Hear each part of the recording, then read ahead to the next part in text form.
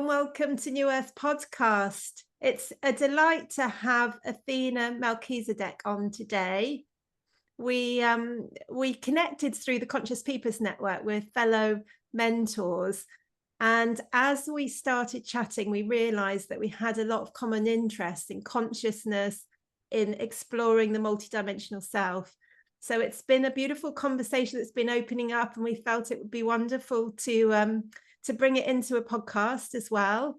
Athena is specialist in mentoring groups, and she has this wonderful visionary leaders for heart-led people that are pioneering the new consciousness. So welcome, Athena. So lovely to have you on the podcast today.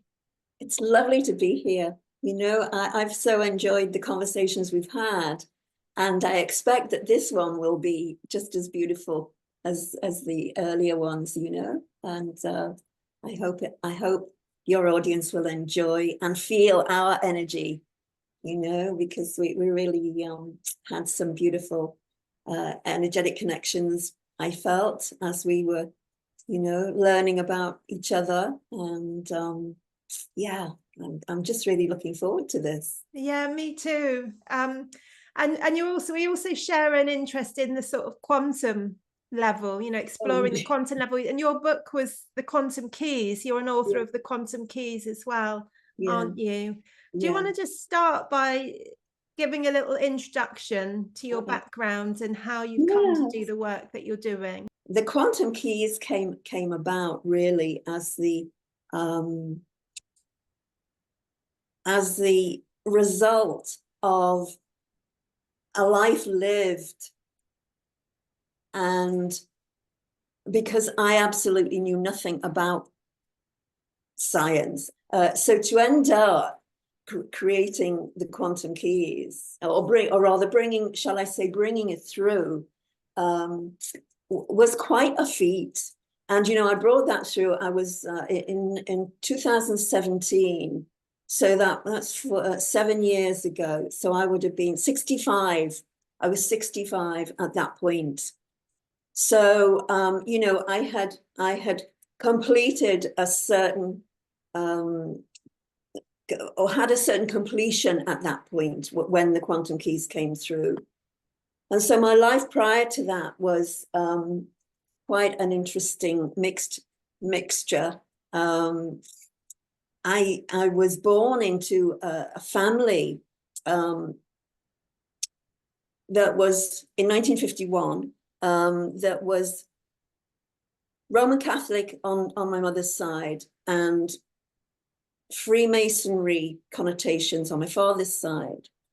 Two huge, big institutional situations. At that time, I wasn't looking at it that way, of course. I was just coming in as a soul, coming into a family. But you know, I have the benefit now of being able to look back and see, oh my goodness, you know, how all the dots connected. Right. So, because your work is kind of breaking this down, isn't it? You know, the hierarchies, you know, examining those structures and finding new ways. So it's interesting, isn't it? Exactly. And you know, you can only see it when you get kind of away from it, and you've lived the whole thing. And then, you know, at this point, I can see very, very clearly why my soul elected to come into that particular setup, because this is what the soul does. The soul decides, I'm going to take on a certain mission to develop itself, but also to help the collective. In my case, I didn't know anything about, you know, I didn't know I was a starseed. I didn't know I was a Melchizedek. I didn't know any of all of that stuff that we might get into in this podcast, or maybe later. Yeah, I'm just going to pick up on it now. I'm sorry interrupting, because otherwise we might not revisit. So what does it mean to be a Melchizedek? What does that mean to you? Well, it's only recently that this has come in, because that came in 2016, when I actually met the other members of my soul family. And just very briefly, the Melchizedek lineage goes right the way back to the founding of humanity on the planet. That lineage were the first founder races, amongst the first founder races. It's the lineage of Yeshua, or the Christ. So, and also in between all of that, there are fallen Melchizedeks as well, which is where this whole patriarchal distortion came about through that fall. You know, we hear of the fall of man. Well, in fact, every human has its lineage back to the Melchizedek. We just call, you know, that's just a name that we can refer to, as all human beings began in that place. But then a whole pile of stuff happened to really, you know, there were visitations from other beings from other dimensions onto this planet, and there was a fall of the Melchizedek line that moved away from unity consciousness. So it all began in unity consciousness, and then the move away from that would be the fall of humankind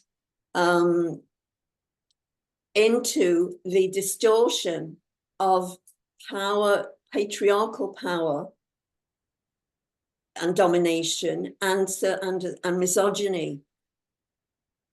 And this is the historical, you know, you can trace this right the way back in the records, and right the way through the institutional lines, like the churches, right. You know, where there's this emphasis on the male, and the denigration, if you like, of the female. And I want to say that, you know, it out pictures in history in that way, but this is not about gender. It's about energies. Yes. You know, the principles, isn't it? Because we have the masculine and the feminine within each of us, as represented in the hemispheres of the brain. You know, the left being more masculine, the right being more feminine. That's correct. Yes. So that's the unity consciousness coming into whole brain and connection with heart. But then that happening. And also about more than that, unity consciousness means connection to the original higher self. Yes. You know, the highest part of your being. So we have, you know, our physical self with the brain, the two hemispheres of the brain, but we have this, then we have the soul, then we have the spirit, which is the highest self part of us. Yes. So, and of course there's a whole load of other dimensions in between all of that, but they're the main pieces of our being, which many people are not connected to. Yes. You know, because we are in this physical dimension, we take in the information through our physical senses. Yes. And our physical senses tell us that there's a world out there. And this is the way from the physical level, this is the way we perceive it. And there can be lots of distortions in those physical senses, you know, based on our experience, our history, you know, the way we see our conditioning. You know, if we have the belief the world is dangerous, the way we see the world is going to be very different. Exactly. Well, the thing is, this is the key piece, and this is a really important piece to get across in this conversation, I think, when we're talking about all of this and all the dimensions and whatever we will get into. At the end of the day, there are only two things: energy and consciousness. Yes. This is energy. You are energy. Everything, you know, everything is energy, vibrating at different frequencies. The lowest vibration is the physical dimension. Anything else that we speak of. So the physical dimension consists of your physical body, your mind, so the mental constructs, and the emotions that the physical body has, which are just pure chemical reactions. Yes. So that's kind of the physical dimension. And because we perceive this dimension through our senses, we think that that's all there is, or some of us do, not all. And we're learning as we're moving into, new cycles and new developmental stages as a race, as a collective, as a humanity. We're realizing that we're much, much more than just the physical body. And what we're doing, because when I say there's only energy and consciousness, this is the truth. Consciousness summons matter into form. So before anything, we are consciousness. Yes. And it's the intelligence field, isn't it? That's right. It's the divine, if you like, the divine intelligence. Yes. And that's the unity consciousness. Yes. It's a field of unity consciousness that says all is one. You and I are different aspects of the one being. We're not separate. This is the law of one. This is where we began, at those billions and billions of years back. This is where we began in unity consciousness. So the fall I speak of, just to relate it back to the fallen Melchizedek line, is when we moved away from that, and we realize, and we think that there is a separation. There's a separation then between us and our source. Yes. So, and everything in Chinese between. medicine and the Taoists say this as well, that separation is the root of all disease, and that overcoming that separation, that isolation, which has kind of been programmed, in the world that we live in, is absolute key. Exactly. And you see, we keep projecting the same thing out because our consciousness, because all we are is consciousness. We're at different levels of consciousness, and we can talk about those different levels. But whatever we experience as a result of what we think is out there is all happening within us. Yes. Because we are actually projecting our reality. So we're projecting from our consciousness out into the quantum attentional field, which manifests based on what we're projecting. So it's all inside us. And this is the big flip in consciousness that most people need to, in awareness, that most people need to really understand. Because, I'm sure you've seen as well as I, if you look at any of these spiritual channels or anything that's coming through on YouTube, or all the media really, in the spiritual area, is all about how to manifest this and how to manifest that and how to create this and how to create that. Well, yes, that's wonderful. But that's what we're doing. We're creating our reality, both individually and collectively. Yeah, it's really interesting. We talk about this a lot on this podcast. A lot of the guests speak about it and how the inner work is absolutely so important, doing that shadow work, because otherwise we're acting out from the unconscious, subconscious mind. And I always like the image of the iceberg, that the conscious mind is just that little bit we can see, and there's the whole mass underneath that's acting out otherwise. Exactly. I use that image in my own presentations a lot.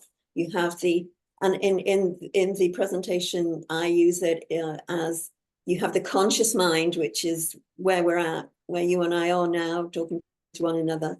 And then just below that, you have the subconscious mind, which is and this is something I don't see often. Most people skip from the conscious to the unconscious, but there is the subconscious mind that helps us, that is part of our memory, So, you know, when we drive a car, we use our subconscious mind to remember how to do that. You know, it's not there in our conscious mind all the time. We just access that memory just beneath, we just hold it beneath. So it's in the subconscious, and we can call it in when we need to do something, you know, so that's useful. But then below that is the unconscious. And of course, anything in the unconscious mind, we're creating from that place also. So we create from the 3 different levels. But the unconscious mind, we're creating from, we're not aware of, it's unconscious. So we will project out whatever is in there, and then it seems like something terrible is happening to us, because what gets shoved into the unconscious is all the memories that we don't want to remember. Everything that we don't want, every awful thing which has happened over our whole billions and billions and billions of years. And it's interesting, isn't it? Because it's a protective mechanism. You know, if we have times in our life where we're not able to process a traumatic event all at once, you know, that it's a protective mechanism, and a lot of that may be ancestral and have different layers to it as well. So it's an interesting one, because you could look at a difficult event in our life as an opportunity for healing, because it's kind of allowing that, you know, that there's still that imprint there. There's still that. Definitely. Well, yes. I mean, we can look at it this way just to simplify it even more, because I know some of these topics are really, really difficult for some people to get their head around. So if we think of ourselves as, first of all, as energy and consciousness, if we can accept that, and then we can go further into a further simplification to say that in terms of what is projected out is either memory or imagination. Beautiful. So memory, and it's the memory that's the key piece, because the memory is like we've said, is a lot of it is unconscious, and the unconscious memory is actually built into our DNA. Yes. So it's not only the conditioning that we've had over this lifetime. Yes. It's conditioning that we have brought in our energetic DNA. Yes. Which is, and that connects us to what we call the whole history of our kind. Yes. So we have issues that we push away into the unconscious, that we dealt with, that we've collected in this lifetime, but they're actually connected into that DNA memory. That's the thing. It's incredible. And that DNA memory, it extends beyond, you know, our direct ancestors, because it's cultural, you know, it's the collective consciousness. Absolutely. As well.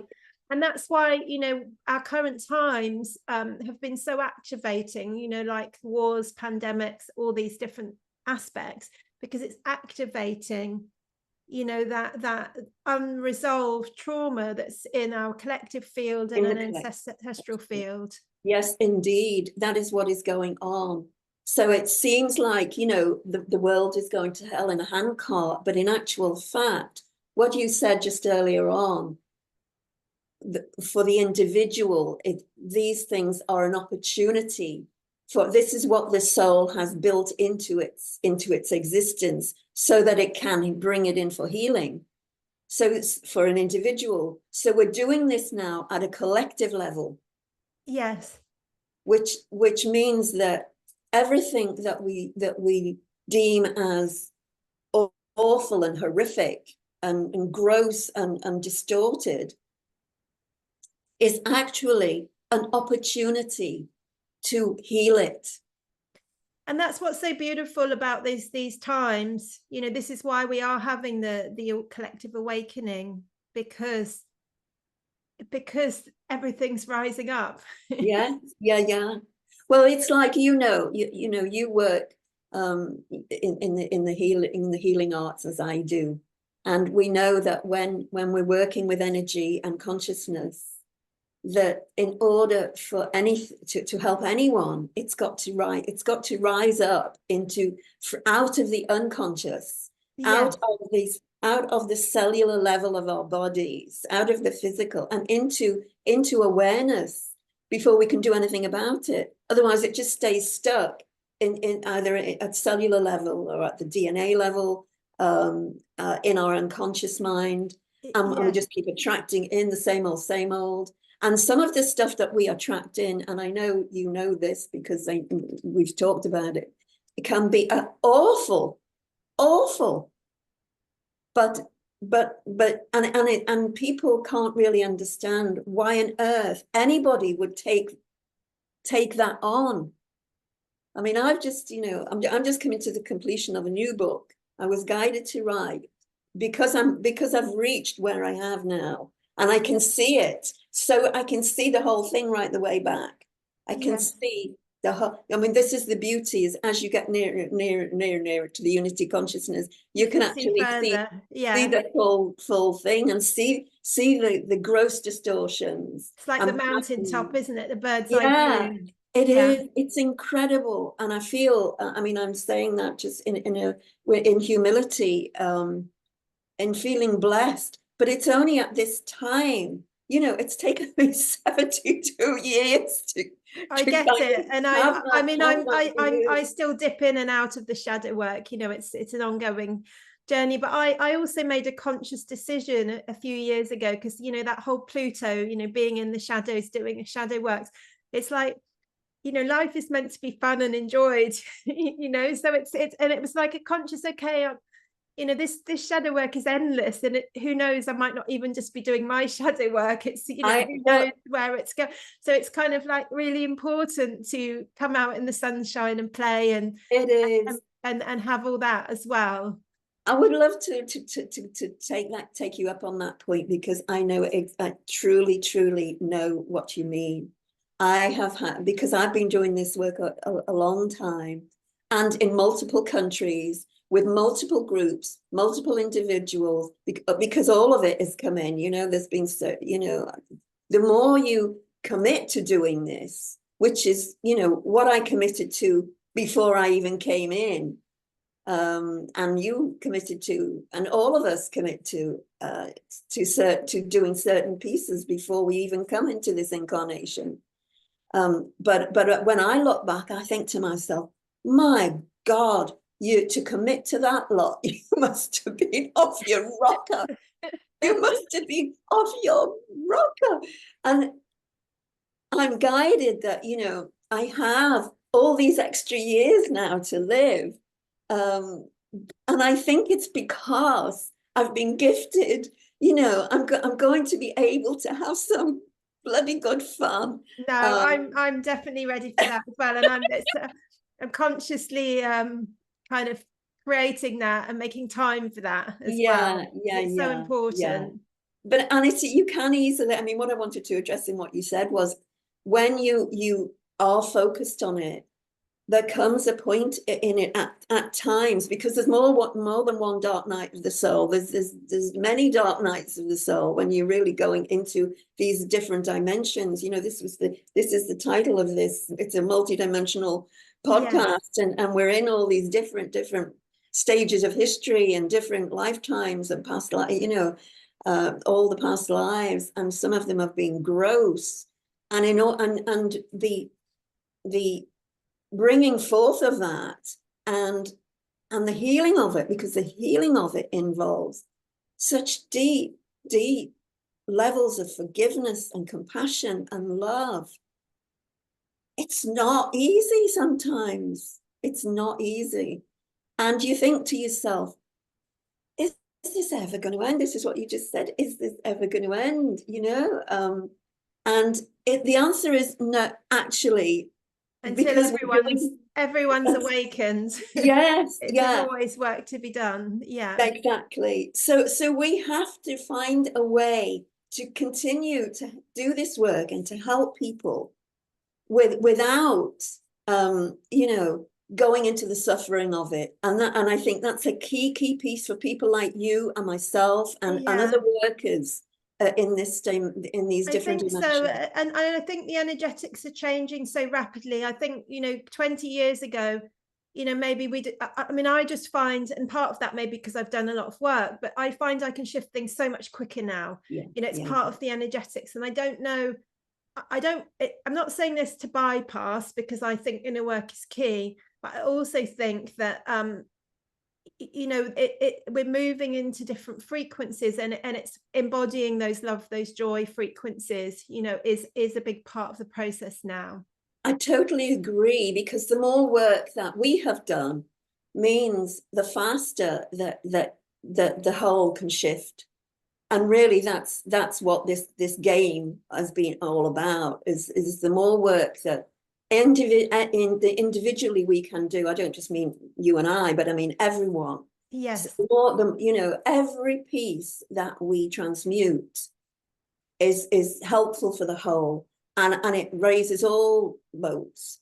And it is the frequencies now that are coming in to support us are much higher than they were when you came into incarnation, and certainly when I came into incarnation. They just finished 2 world wars.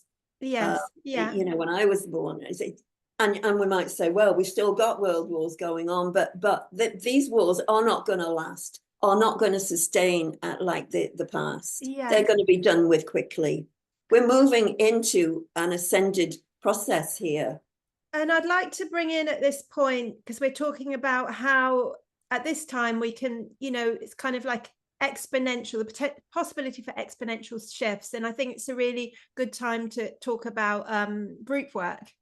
Oh, yes. Because, I know I had a few podcasts ago, Rory Duff talking about, working on sacred sites and the power of working in groups to shift collective consciousness. And, Absolutely. It's been a bit of a theme through the last few podcasts. And I know that it's a real passion of yours and mine. And we've even planting some seeds to doing some group work together. So watch the space in case we decide to pick up on that, because that will be super exciting as well. Yeah. Well, I can speak to that, because all my probably just to backtrack a little bit, where you asked me about my story, and I'll just pop in that there came a point in my life when I realized that I had to do some really deep dive work. That there were multiple. I mean, I'd had quite a lot of trauma in my early life, and then it all came to a head when I lost my business, I lost my partner, I lost my home, all in the space of around 3 to 6 months. And I know there was like radical cosmic slaps, what I call them, cosmic slaps, Yes. And it catapulted me into this the real true search of what the hell was all this about, Yes. And so I actually that was at that point I actually started my formal training. I had been told at 12 that by my inner guidance that my work would really start when I was 60, and up to that point I'd be training. And so my formal I'd had some life training, and then the formal training came in the form of attending a healing school in the United States with Dr. Barbara Ann Brennan. Oh yes, amazing. A very Love beautiful her work. Yeah. And of course she was a spiritual teacher and healer, but also she was an astrophysicist in her earlier life, and so she could bring in all the quantum stuff, not to the degree that I finally found myself, but at least it was the beginning, it was the start. Yes. And so that work, that was kind of like a 6-year training process, but I was trained always in group, we did all the work in group form. And then we would have a mentor who would be like a supervisor, that we had to have outside of our, when we left the formal studies, we had a one-to-one person who would be like supervising, but always all the processing that we did in the training for healing work was done, all the psychological work was done in group form. And so I was trained from the get-go into working in groups as being a member of them, and also being a facilitator of them eventually. This is what I became eventually through the work of my own healing process. I could witness how quickly and how wonderfully it works when you work together in group form. It speeds up the process, but also it really deepens the process, because you are actually meeting your traumas and meeting your shadows and meeting your unconscious in the group. It's remarkable how it works. And I know you and I have spoken about this with your own experience of this. It's remarkable how beautiful it is, how rewarding it is for all. And there is no doubt in my mind that we are being ushered towards group formation, because this is what this ascension process is taking us into. It's taking us away from being separated, the individual self, and moving into group energy. I mean, this is where you and I met. We met in a group. Absolutely. We met at the CPN. Yes. And I got this early on because of my training, but now I can see it's the evolutionary impulse for us to work in groups. We want to be in group, but it's much easier and nicer and better for us all to be in group form. Many people, though, are a little bit frightened of bringing their stuff out in group, and this is where the mastery of the people holding the container comes in. Because when you're sitting in a container that is filled only with love, allowing, compassion, you can actually, you pick that up even if you can't feel it. I mean, some of us can feel it. I can remember when I walked into my first group at school, and as I walked into we were just all sitting, there was about 25 of us just sitting around in a circle, and I burst into tears. I just burst into tears, because the heart could just feel the container that was being held was so immaculate and so different from the outside, from the external, where it's all going on, where all the factions are going on and all the polarity is going on. And when you step into that container, that's an automatic healing in itself. Absolutely. We don't need any words. We don't need any words if we're in that energy field. I mean, in a way, it can be more powerful if it's in person, because then you can have that physical holding as well. Absolutely. Absolutely. And I think this is, this is something I would really love to get back to. Most of my work has been online. And then, of course, we've had all this stuff going on in the world that has thrown us into online situations, with lockdowns and craziness like that. Not that I was ever locked down. You couldn't lock me down. I got on a plane and went to Canada in the middle of it all. So nobody was going to lock me anywhere, I'm telling you. But anyway, that's a different story. We moved countries in the middle of it all as well. Yeah, it's interesting, isn't it? If you hold that belief that it was kind of taking a stand. I am not going to you cannot you know, it's another piece, but yeah, it's another conversation. Yes, it is the warrior spirit that says, oh no, oh no. And you know, I mean, I was only following my guidance, and I had a whole pile of work to do when I was there with what I ended up involved in. But it's interesting. It's interesting. It's like another test. Are you going to comply, or are you going to stand true to what your soul is telling you and what your guidance is telling you, and say, excuse me, but no. And well, you that's know, the choice point, isn't it? Are we going to choose fear? Are we going to choose love? Are we going to choose inner authority or outer authority? Exactly. And we're going to keep creating. I mean, this is what I've noticed. You know, we keep creating these situations so that we can have these choices. This is why, you know, it really is all a game of smoke and mirrors in this dimension. And we have free will choice. This is the beauty of being in this universal time matrix, that we are given free will choice, and we can take it in every moment.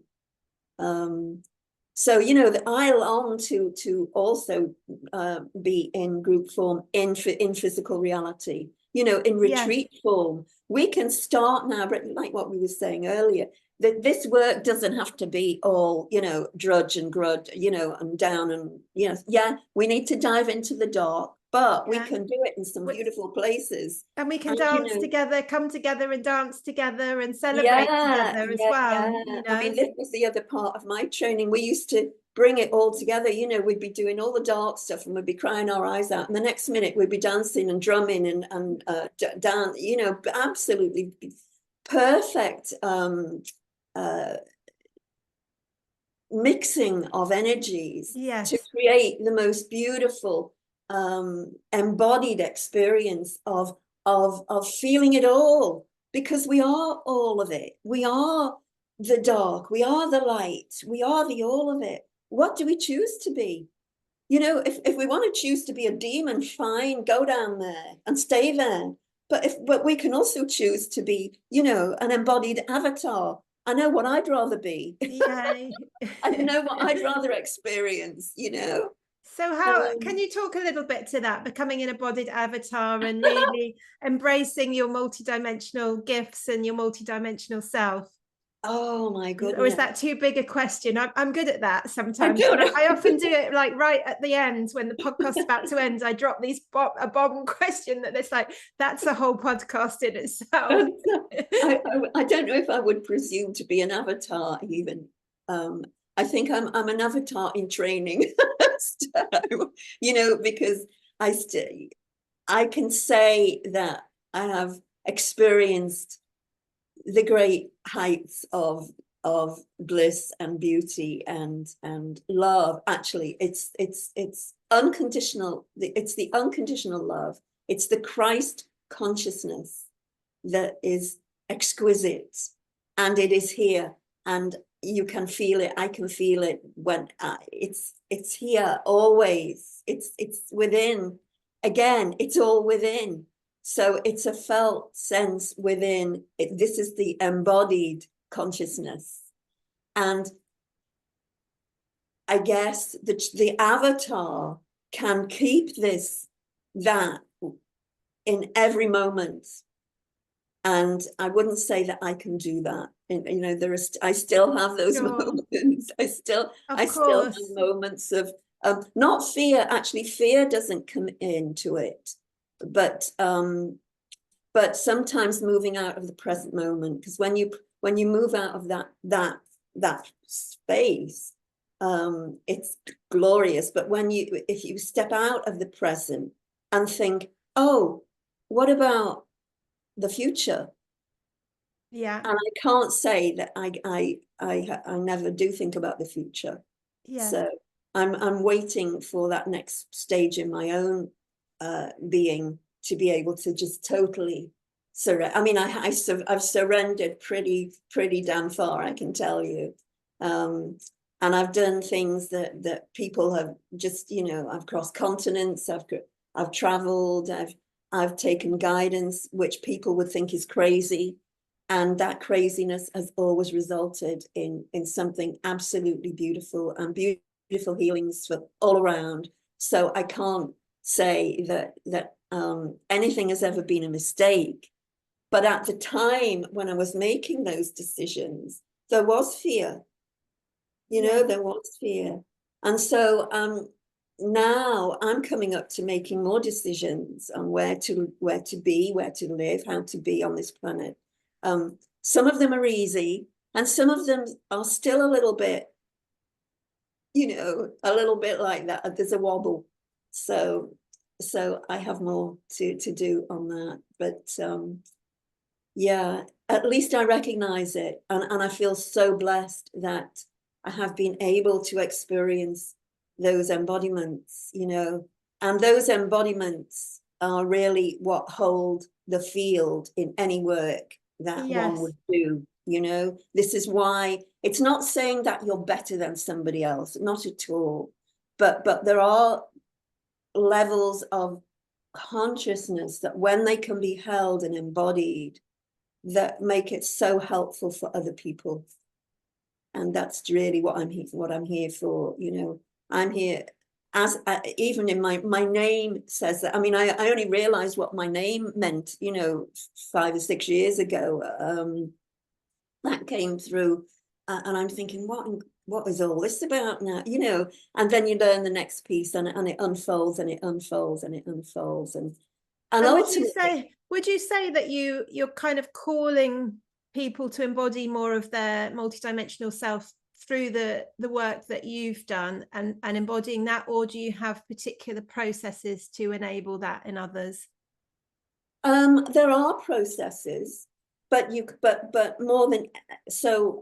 But I keep the processes much simpler than I used to, because now my field, or this field, it can hold much more light, hold much more frequency. So the actual, you know, I've always been very good at getting out the way. When I was learning how to do all my healing work, you know, I began with hands-on healing, and I never did that for very long, because I've always been always guided to do the remote transmission work, you know, probably because we knew what was coming up, and the remote transmission would be important. But yeah, I keep it. There are certain processes I use. I work with light and I work with sound, but I keep it very simple. I've been guided to keep it very simple. Just get out the way, bring it through, and you know that the person heals themselves. I'm not doing the healing. Absolutely. I'm not, you know, I never profess to do that. I profess to hold the field, to empower, to activate, but not to, the healing itself is done by the being, because they're unique divine essence. All they need to do is to remember this. And, you know, the one key piece that I have got that I feel is very important is that I do have the psychological know-how or the psycho-energetic training to be able to take someone into a process very quickly. So that could be called, I guess, I don't like using these terms, but that would be my superpower, or super specialty, if you like, because because of what I've been through, I've been able to map the complete all the woundings of humanity. Amazing. Over because of my own coding, you know. And is that in one of your books, the mapping? The mapping, it isn't quite. No, I've got programs on that. Some of the program, you know, some of the information I give a lot of information out for free. I have some programs that I charge for. But that is the core of what I would do in group work, you know. If it comes up for that, and it's not a push in any way. It's just I'm able to see the patterns very, very easily, and I can also see them usually down the down the timeline. Yeah. So we don't have to, spend years and years doing this stuff. It can be done very quickly now because of that mapping. And that'd be something I'm sure you'd be interested in. Yeah, it's amazing work that you're doing, Athena. It's been absolutely amazing having you on today. Is there anything that you'd like to share? Any last thoughts or? I want to say that I am really just happy to be alive at this moment in time when we have such potential to create an amazing, amazing world. And it involves doing a little bit of inner work, but I can promise you it's going to be worth it. And I'm just, I'm kind of elated to just be here to witness what we can co-create in group form, particularly together. That's the joy of it, isn't it? When we start to enter these spaces and co-create together. That's when it really, everything starts to light up. Yeah. And you can connect the dots and you can see that everybody's got their place. And, when we can get over the egoic stuff and realize that each one of us, whatever group we're in, every one of us has a unique gift to bring to the whole. And that should be honored and blessed and recognized by each one of us. This is when we come out of separation and into unity, and we can honor the I like to call it, the sides of the different faces of the diamond. Absolutely, like the facets. So if you think of the group as a diamond, and we're just all a different facet of that diamond, no one shines any brighter than the other. It's all part and parcel of the one unified piece. So yeah, I love it. And I'm excited to be in group and see what we can co-create. Thank you so much. It's been amazing chatting with you. I'm going to put your information in the description underneath this video, so anyone that wants to connect with you can find you easily. And thank you so much, everyone, for listening today. And do hit the subscribe button so you can listen to more New Earth podcasts. Many blessings. I'd just love to say thank you, Sarah, for creating this. Thank you for inviting me, and for all the work you do with all the visitors that you have on your podcast. I think it's wonderful. Thank you. Oh, thank you, Athena.